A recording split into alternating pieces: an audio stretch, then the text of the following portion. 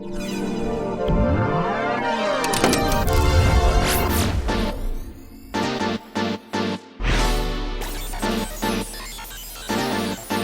is banking as a service so hot right now? Yeah, that's completely true. Every company is striving to become a fintech company. I think the demand for instant gratification is because we live in a digital world today.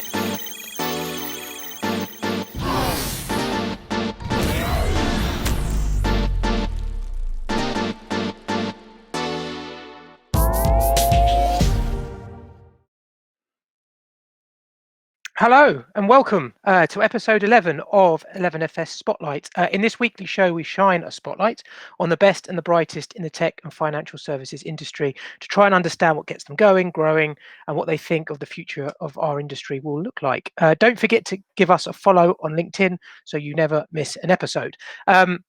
We have also just released episode 5 of our new documentary series about banking as a service, which you just saw. So subscribe to our YouTube channel so you never miss an episode of that either. Go to bit.ly/decodingbass to find out more. And the link to the series will also be in the comments section of the show. On today's Spotlight, I'm delighted to be joined by Yaela Schamberg, who's the co-founder and chief product officer of InvestCloud. Yaela, how are you doing? Hi, I'm great, thank you. How are you? For having me. I'm not too bad. You're in an office. This is my mind's blowing.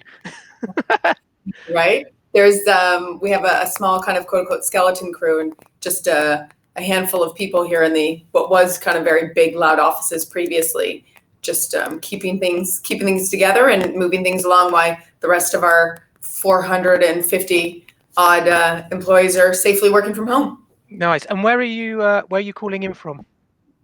Los Angeles, California. Cool. So okay. Our headquarters is LA, West Hollywood to be specific. In the nice. In the thick of the city. Yeah. Nice. Awesome. Look, today we're going to be talking about banking as a service, why you might want to implement it, how it's transforming the financial services landscape, and we'll probably go a little bit broader than that as well. Just to the listeners, a big part of the show obviously is your involvement, your questions. Please feel free to leave them in the comments sidebar, and we'll answer them for you today as we get around to them. Let's start with yourself, Yaela. I guess your background, you grew up in Alaska, which is really good, and you've ended up in like fintech. It is. It's weird. Take us on the journey. How did you arrive where you've arrived? Right to the 49th state. So I did. I grew up in Alaska, and my parents both moved there differently from different parts of the South, the southern United States, as young adults, and kind of met there, and that was the beginning of our family in Alaska. So our roots don't go generations back, but my parents were great kind of pillars of the community. They were had a small business. My father was an attorney and a judge, and so we had a great sense of community up there, and I enjoyed it, and I kind of thought that was normal life. Alaska was normal life, and it's only when I moved to London as a young adult out of uni, it was actually after graduate school I moved to London, that I realized it was actually a little odd that people from Alaska were a little odd, and that I was odd too, because normal is relative, right? So I was like, I'm quote unquote normal. But that's all relative. But to be fair, we're all nuts in London. So, how do you know what normal actually is? It's true. That's why London stole my heart, and I loved my many years there so much. But so I started there, and then I went on to my parents were big into travel and world exposure, and so I went to school over, and I lived in Israel for a little bit.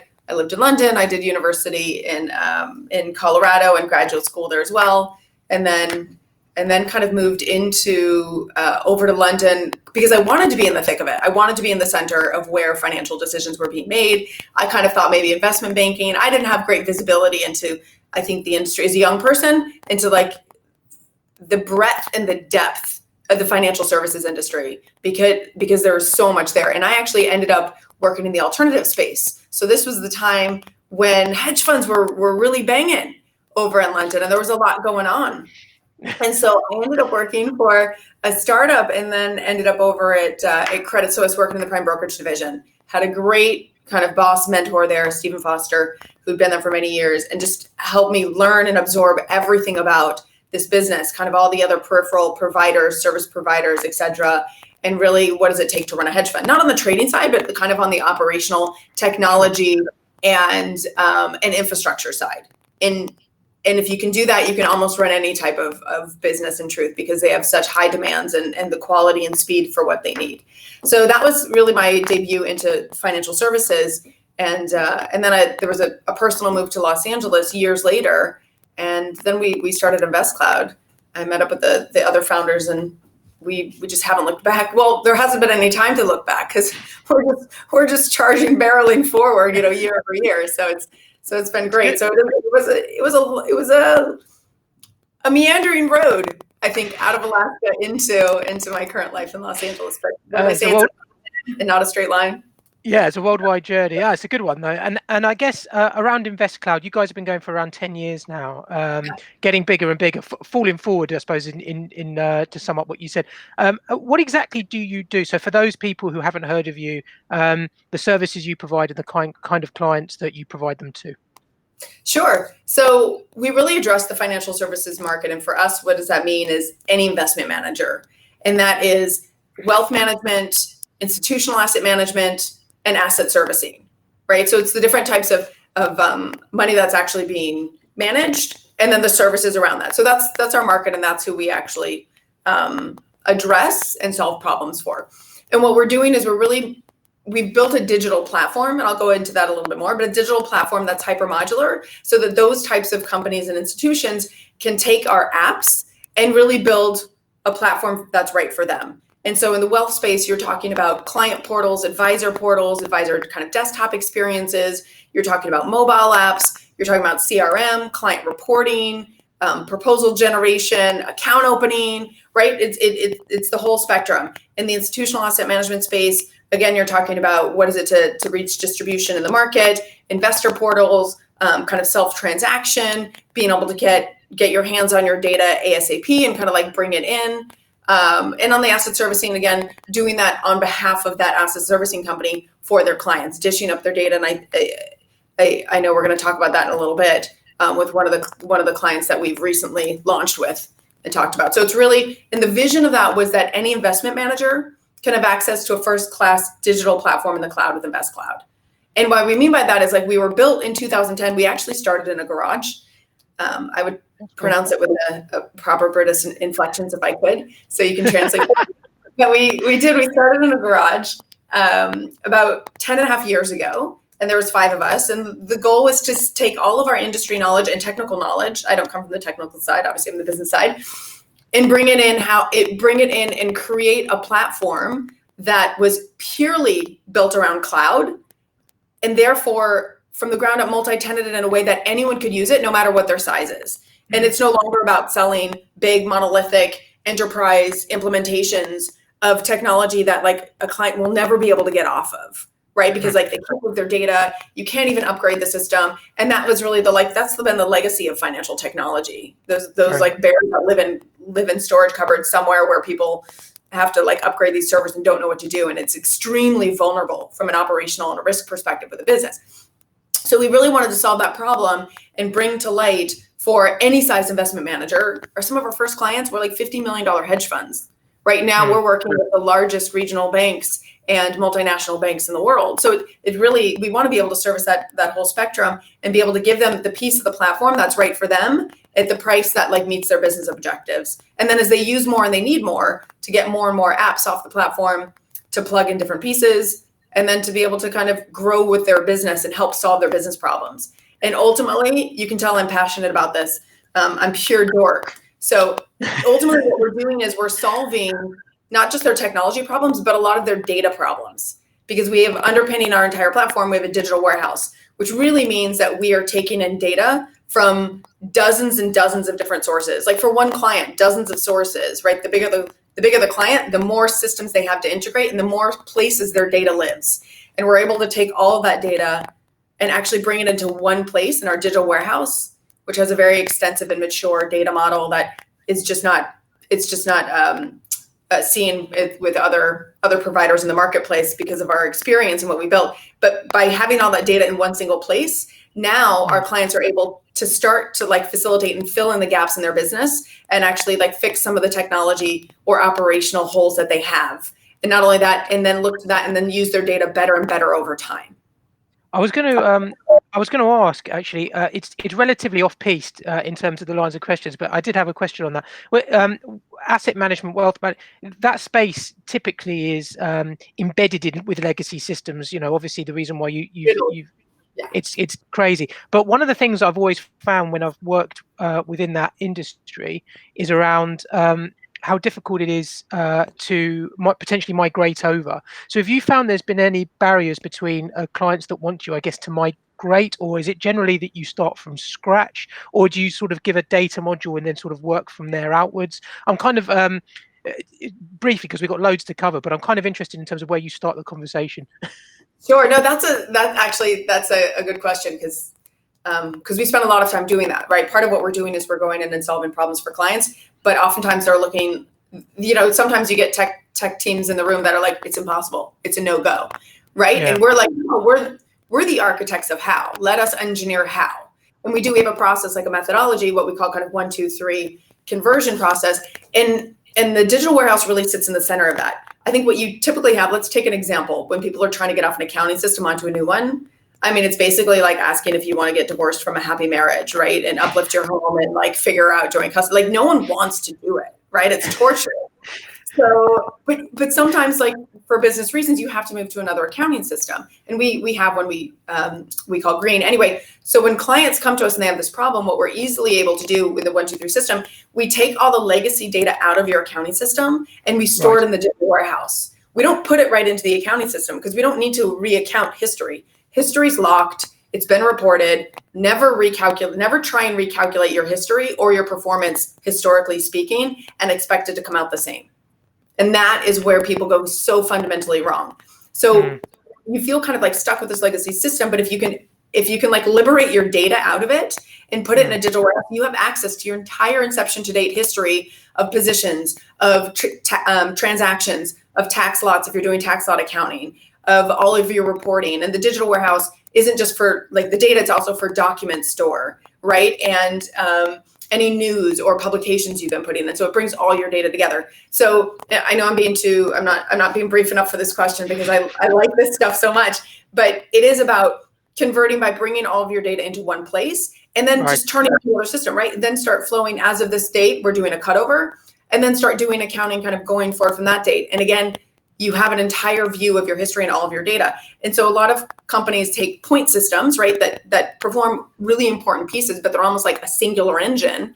And then they're trying to figure out how to connect 2 different point systems when they were never built to connect.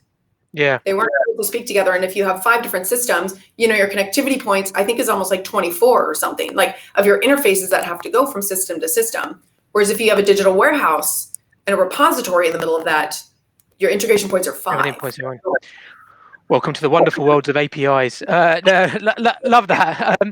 Just very quickly, changing from the technical to the macro, what's 2020 look like for you guys? I suppose I'm not going to say key moments that stood out because there was clearly one, but in terms of how you've done this year, and I guess going through the pandemic, demand for your services, etc.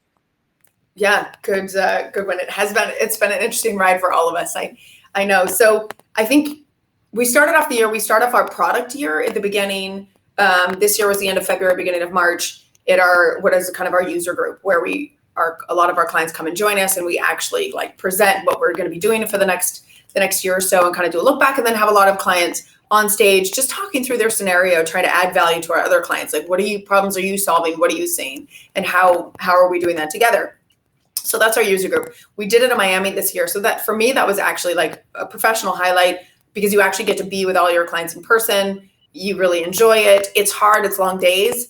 But I'm really proud of like what we're doing. And then what we get to show off all of our hard work, and we get to talk to clients and get feedback and get a lot of, I guess, a lot of conversation with them about various things.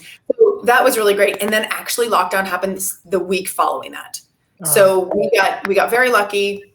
Everyone was healthy. No one was sick. It was, we took precautions as soon as we started to understand a little bit more, but we were just lucky in the current timing of it. That was the very beginning of March, the end of February. So that is a big highlight. This year, obviously, we're not going to be doing it the same way. We'll have to see what that looks like going into the future. That's a big unknown. So then when COVID hit, we we instantly like took a step back and started to reevaluate what does our budget look like? What are our projections? We kind of put like a COVID budget in place. We obviously put a pause on some hiring. We didn't do like a freeze or moratorium, but we put a pause. Hmm.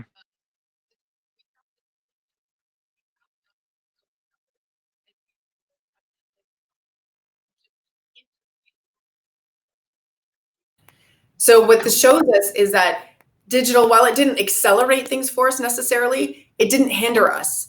And I think what it meant is it accelerated for other firms the conversation around digital and the need for accessibility of no matter where you are or who you are, kind of the need to be able to get into your data, your technology, your operational systems, your front end, your advisor platform, your client portal.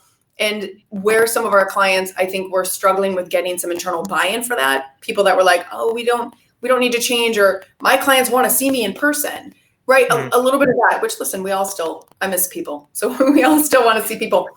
But what it did is that it broke down some of those barriers for people, I think, that were struggling internally to push some old thinking into the direction and accelerate digital for them. So we've been doing a lot. We have several big clients, big global names now for advisor platforms that we're working on. That's been a highlight of mine and exciting because I like what we're doing there.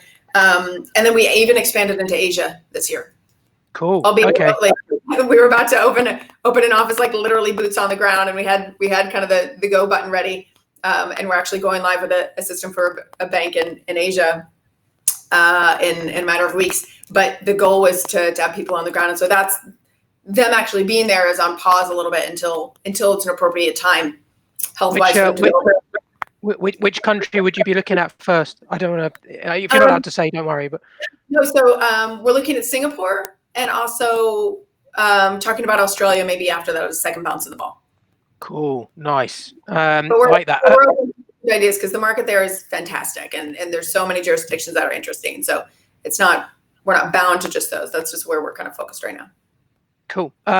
Quick one. In November, only last month, it was announced that Northern Trust here had launched its next generation investor portal for alternative asset managers with you guys, with InvestCloud, as the built-in partnership. I guess that's an interesting one. Your role, do you want to just describe, I guess, how that came about, but then also the role that you're providing Northern Trust for that?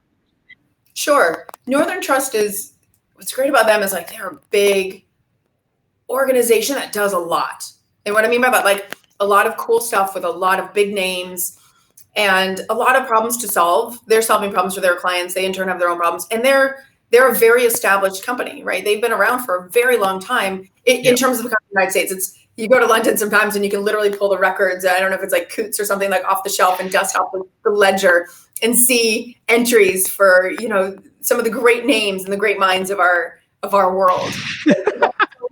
We know in America we're kind of newer, younger, brasher community of folk, but they're an old and kind of long time player. And what's great there is that we're able to actually do multiple things with them.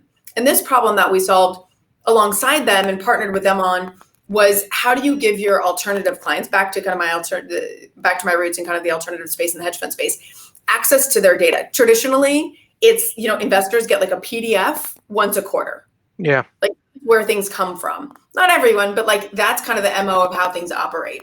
So what Northern Trust did is really like took a step into the digital future and said, okay, well, what if we create a digital portal for investors and managers alike that can access their data anytime, digitally, interact with it, create their own views, filter it, look at it graphically, export it into Excel if they want to use it for their own internal systems, and kind of like liberate a little bit of the operational burden on the manager. Because if you have a big client saying, hey, I want data in this shape at this time, you're going to want to facilitate that. Well, if you create a portal for them where it's absolutely secure, you're in control of the data, and then they can actually log in, kind of access it, and it's self-service. You've now made your client happier, and you've now made kind of your internal operational team, who used to have to manage all of that and email out reports, which we know is kind of less secure.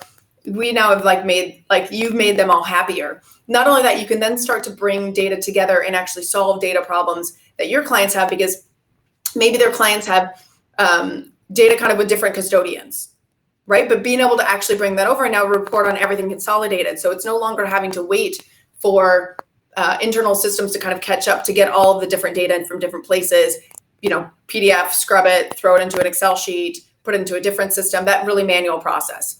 So Northern Trust is solving those problems for their clients. It's amazing, isn't it?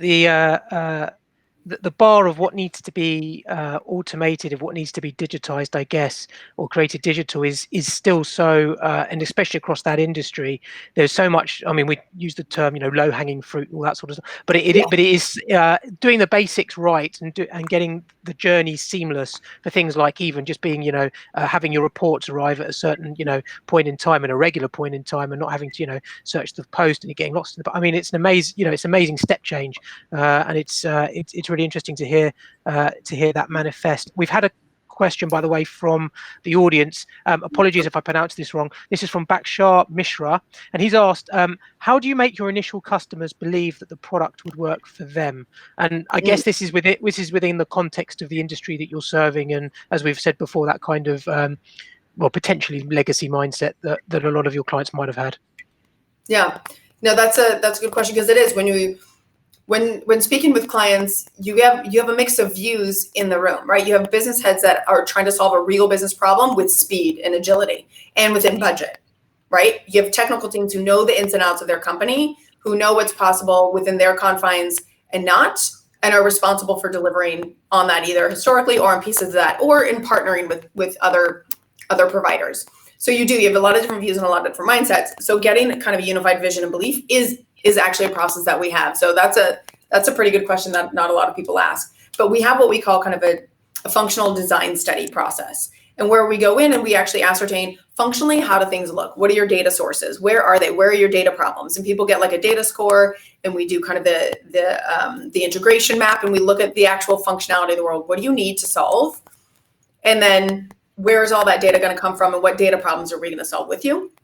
And then the next piece of that is what we call the design study, where you go in and we actually talk and do some vision casting, right? Some ideation together. And we actually start to extrapolate from that. What are you looking to do? What value are you looking to bring? What are the pillars of those values? So talk to us about the why and what you're looking to do, and the what. And then we're going to go engineer the how. And what we do is we actually create a book, and it's a physical book that our clients get. Oftentimes we send them a few copies, and then they call us and they ask for more. It's 11 by 17, and it's like a full spread of high fidelity, interactive, thoughtful designs with callouts that explain what we're going to be building and how it's going to be solving the problem. So it's an actual visual articulation and playback of what we've heard. Cool. And that, I have to say, is extremely effective, because it brings everyone on the same page. You can physically look at it, you can touch it, you can look at it together, and then you can start to really create a picture for yourself and a map of how that's going to solve. And then it gives us all something to work towards, right? We're all really clear on what you're getting. It's not a Word document with a spec written out, which people historically are used to, like requirements on a document. What does that mean to a business user? Like nothing. I agree. I mean, it's amazing, actually, because you're talking about the intersection, I guess, of services and software, because obviously you guys are a software-based company, but actually there's not that many I suppose, bona fide software companies that want to get into the services game, or if they do, want to do it well. So it's interesting to hear that sort of intersection from a pre-sales, just post-sales perspective is working so well with the software element. That's really interesting, because again, I think that's where a lot of, I suppose, nouveau tech companies potentially might struggle, and where you guys might benefit from being, 10 years and relatively long in the tooth if you compare to some of the more, I suppose, fintechs who have come up over the last couple of years. I did want to just change tack slightly, just talking about female founders and executives and COVID and the impact, I suppose, on diversity in the workplace a little bit. And I'm conscious we've only got about 15 minutes left. So I guess from your view, and again, I've referenced this McKinsey publication that was made a couple of weeks ago, which talks about how actually they believed in the United States anyway, that COVID had set back women almost 5 years in the workplace. Do you agree with that? And is it that the demands of being at home are sort of have had sort of the reversal effect of what you would maybe think if just by virtue of working from home and everybody working from out of their, clearly out of their dungeon that they've got downstairs. But I wanted to get your view on it. Yeah, no, it's true. I was looking at some of that as well, and I mean, the truth is, in the United States, 4 times as many women dropped out of the workforce as men. And I don't mean like work from home, dropped out. They left the workforce in the midst of COVID because of domestic responsibilities, which include family for most people. So it is disheartening kind of to see. It's a situation we're in globally, and there's a comfort in kind of being globally united with other people that are also struggling with this, because then at least it's a level set conversation. But what you have is, I think, what they pointed out is there will be a long road back. And when you look at like wage disparity and things like that, I don't believe, this is my personal view, I don't believe it's because someone looks at a woman and says like, she's worth less, she's going to get paid less. But that might have been how things were years and years ago when the workings of the mind are so different, for the different sexes and genders. We're past that. We're much smarter than that as a world now. But what it does do is it sets you back either off of your trajectory of your career, or even off of like your pay scale, and just knocks you off and leaves you, even if it leaves you stagnant, why things move on, or sets you back that you then have to rebuild. Therefore, even widening that gap. And we see that COVID, I think, has exacerbated that for a lot of women. But that was something that, in all honesty, from my viewpoint, women had already taken the hit on that. I have a lot of friends kind of in banking from when I lived in London. And when they went off on maternity leave and they came back, their bonuses that year reflected their absence in a severe way. Well, your bonus the next year is related to the bonus your previous year, right? And your next year is related to the previous year. It's not just on what you produce, it's relative. So when you step out to have a child, which takes some time, right, to get the wind back in your sails, you've now just spent, it's 5 years rebuilding your bonus. If you're looking at kind of traditional banking, it's almost 5 years to reset your bonus back to where that was. Yeah, and you're kind of in that kind of cycle. The second child. And now we have that on a COVID level, right? Even after those women have stepped out to have children, and if they're home taking care of children, obviously this is a singular view. This is not everybody's circumstance, but it is pretty broad sweeping. And so what you have, I do think, is a major setback. It's actually compounded. And that for me is it makes me nervous. It's also, while we do some things, while you're looking at like female founders, and that's an interesting conversation, because you're starting to see more companies started by, co-founded or founded by females, with a little bit of growth rate and more funding available to them. Where is the opportunity there? Is the growth there for young people to see the vision that they have, that they can take that risk, that they can step into that they can afford to fail? And safety net, and like financially, what does that look like for them? So it's actually multifaceted. Yeah, I mean, I have to say, it is interesting. I always sort of ask people, what can fintech do, or is fintech leading the charge? The general consensus, I suppose, is, well, certainly that I hear, by virtue of doing these shows and meeting clients or whatever, is that yes, and there's always an enormous emphasis on it whenever there's a founding team, and then the expansion of that founding team. So I guess the fast followers, if you like, in an organization. Do you feel the same thing, certainly from an InvestCloud perspective, but also just from what you've seen around tech companies and fintech companies specifically? At InvestCloud, we're in the fortunate and deliberate position. We have about 40% women across the organization. That's on all levels, just across, which I'm personally quite proud of. But when we think about what we're doing, and I think other organizations have their own version of this and need to move more in this direction, especially some of the larger ones with a little bit more of a legacy and a history. But we look at diversity and actually value it. And I know a lot of us talk about that, but when you think about hiring someone or bringing a team in, and you think, I want someone that looks different from me, I don't mean just physically, right? We all find comfort in, and even as children in the playground, small children will go to children that look like them. There's a comfort, there's a familiarity. So there's a natural human inclination, and we need to recognize it and just kind of like call it as it is. Right? If you hire someone and you're like, you know what, they remind me of myself when I was young. You're now just kind of hiring them outside in a narrow lane. So, but if you're looking to think, how do we bring people in, and not just hire exclusively them, but open it up really to people that look different from me, because they will have a different story, they will have a different background. Even people, and again, this is just a very it's a generalization, so it's not everybody's specific situation, but even trying to be deliberate in that sense and understanding that with that diversity actually comes different mindsets, different thinking, different problem solving.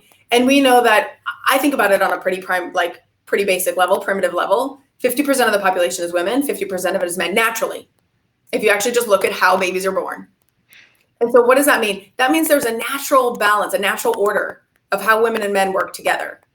Now, everybody has their own domestic situation and partners and all that's great. And, every pot has a lid, we joke about. Like, so find your lid and do it. But how do we bring that, like, same ethos into the workplace? That it should represent, your workplace should represent what the world looks like. It should be diverse, it should be kind of like scattered, it should be balanced. Because with that comes just, there's a natural order in how people work together as a whole. Again, it's a big generalization.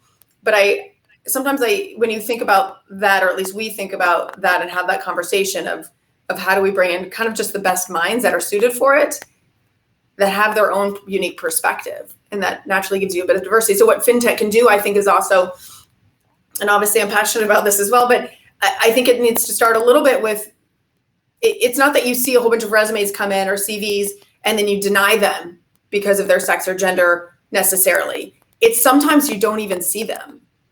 Right, you're seeing people that look like you, or you're just seeing a typecast walk in the door, fit for the position. And so what we need to do is both as nations and as kind of an industry is really look to the beginnings of that. And young people need to see people that do look like them in that workplace, in that field, succeed in that field, or like in positions of success, management, founders, because that stuff plants pretty deep early on. When you think about, as a young person, what paths are available to you. Yeah, we know there's people that break out of those molds, and those are brave and mighty souls that do it, and like trailblazers, and bless them. But for the masses, they're looking for a road that's traveled where they think, oh, I can be successful too, because look, there's someone that looks like me. And again, it's a very strong but like faint subconscious thing, and I think we need to think about that for young people and how we encourage that and bring that up.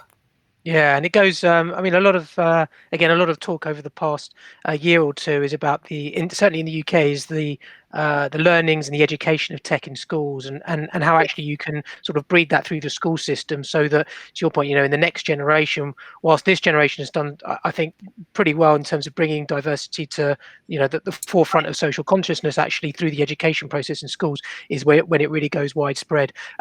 Just wanted to touch on something because we've only got 5 minutes left. I just wanted to get your general views about, and specifically for you guys, about your views on the what's going to happen next year in 2021.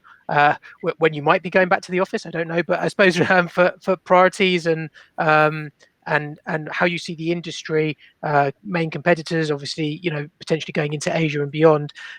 Where do you see yourselves next year, and where would you give actually tips to anybody who potentially wanted to launch a business, let's just say in 2021? Oh, that was a big question. That was, sorry, I probably should have broken that down. I apologize. We'll concentrate on the first bit first. Okay. Predictions for next year. I'm not that concise, but I'll do my best here. So InvestCloud, where do we see a lot of conversations still around digital, a lot around financial wellness, and kind of that holistic view, and about wealth across the spectrum, right? So what does money look like from beginning to end, all the way to the institutional side and how you get it, and all the way to the end consumer, kind of the mass affluent, or those kind of retail and saving and coming up the spectrum. So we have a lot of conversations with the clients around that, and how do we help them cover that whole spectrum beginning to end in an automated and digital way to help supplement, like bring out the best of human, and then really supplement that with digital, not necessarily replace, but enhance that.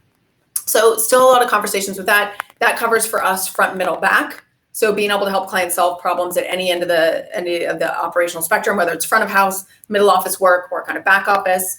And then we see kind of a growing focus on CRM, which we have our own CRM system, but we also integrate with others, because I think people are trying to understand their clients, whether they're customers or clients, which is different because when you advise and when you don't.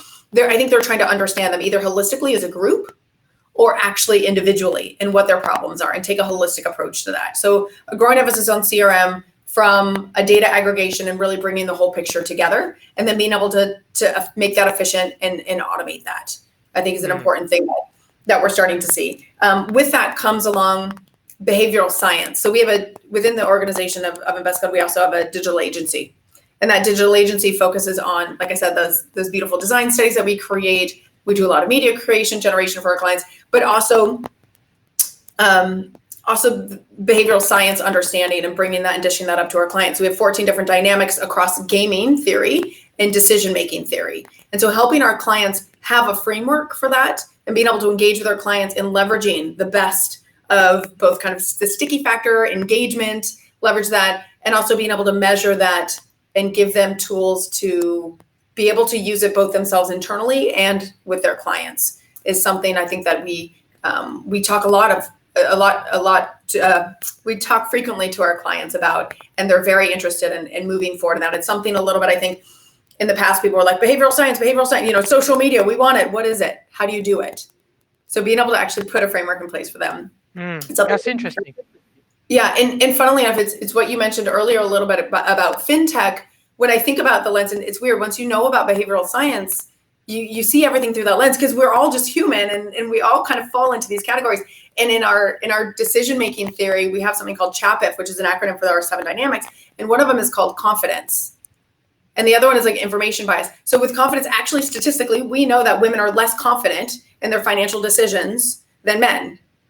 And so therefore they will make decisions accordingly. Prospect theory, we know that there's kind of risk adversity and risk measurements that affect people's outcome and decision. And so when you look to kind of female founders and how do we encourage that, we have to understand that decisions are made differently sometimes by, not everybody, but again, as a generalization, like decisions can be made differently. And you can apply that to your clients, both in how are they making their financial decisions for themselves, but also, again, globally, like what type of decisions are they making for themselves and the outcomes? Are they choosing known paths or unknown paths? Are they willing to take risks? Or do they feel confident? So if you're a fintech looking to have more diversity, look to promote within, because you probably have some real silent rock stars that aren't advocating for themselves, who maybe don't have the same confidence as a young little whippersnapper that has a louder voice and knows they have the capability, so will go for the job, versus a female who statistically won't go for the job until she feels she already has the skills. Yeah, that's interesting. So behavioral science really eats into everything, but we're having those conversations a lot with clients who are trying to understand their client segments, and then being able to ultimately add value to them in a conversation in a way that's right for that client segment or right for those groups of individuals. Cool. Yeah, we are out of time. We're at 4:10. I had like a whole heap of other things I would have loved to have asked you. You have to come back. You Okay. have to come back. What can I do? You're on lockdown. Look, thanks so much for joining me. Where can people find out about yourself, InvestCloud? People often just shout out their LinkedIn profile, but what's the best method for you? We have a website. We have a LinkedIn profile. It's all there. It is InvestCloud, one word. Invest in the cloud. And funnily enough, we tried in 2010 to buy the domain iCloud, but it wasn't available. And 2 years later, Apple came out with iCloud. So now I know why they didn't accept our anonymous high bid. We thought we were being very good. iCloud was not available, so we bought InvestCloud. And so you can find us on the World Wide Web, as we all used to call it, and LinkedIn. Yeah, I had that before. I tried to buy the domain name once for a product that we were building, and it ended up, there was a farmer in Shropshire who had it, and he'd basically just gone and he'd bought up like 50, 60 different domains. It just happened to be the one that we want. It was quite an abstract name. But anyway, yeah, you never know who's got them. And he charged a small fortune for it, huh? Very much so, yeah. It's quite the journey. Thanks all for watching. That's all we have time for this week. Don't miss our other another live show, Newsroom, which goes live on Tuesdays at 3:30 p.m. GMT or 10:30 a.m. ET. In Newsroom, we take a deep dive into the biggest news stories of the week every single week. And also make sure you give us a follow on LinkedIn so you never miss an episode. And finally, don't forget to check out our new series on YouTube. The link is in the comments. Have a great week, everyone. Thank you so much. Thank you, Yaela, and we'll see you soon. Thank you.